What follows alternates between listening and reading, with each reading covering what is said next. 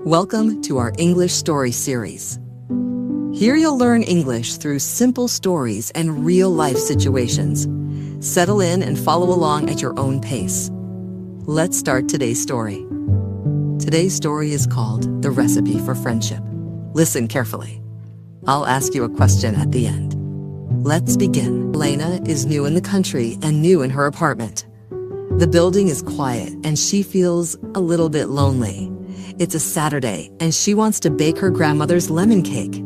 She has flour and sugar, but she has a problem. She has no baking powder. She wants to go to the grocery store, but the grocery store is closed. Elena decides to ask her neighbor. She feels nervous as she knocks on her neighbor's door. A man in his 80s opens the door. "Hello," he says. "I'm sorry to bother you," Elena says. "I'm baking a cake, but I ran out of baking powder. Do you have some?" The man smiles. "Yes, I do. Please, come in." "So you're the new neighbor next door?" Elena smiles and says, "Yes, I'm Elena." The man nods and says, "You can just call me Dennis." They talk in the kitchen while the friendly old man looks for the baking powder. Finally, he finds it. "You can have it," he says, "but on one condition. I want a slice of that cake later." Elena returns to her apartment and immediately starts making the lemon cake.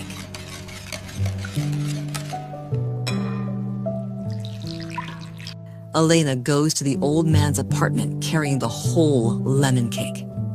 She knocks, and when he opens the door, he looks surprised, then smiles warmly as she hands him the cake. "For me?" he asks. Elena smiles and says, "Yes, I baked you a cake."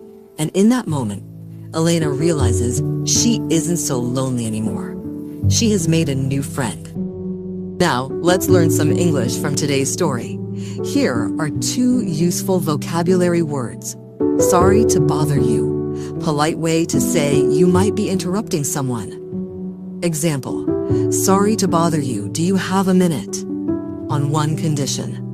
Only if you agree to a specific rule. Example, you can borrow it on one condition. Bring it back tomorrow. Let's check your understanding. What kind of cake did Elena bake? What did Elena run out of? Who does Elena meet when she knocks on the door? Type your answers in the comments. I'm checking.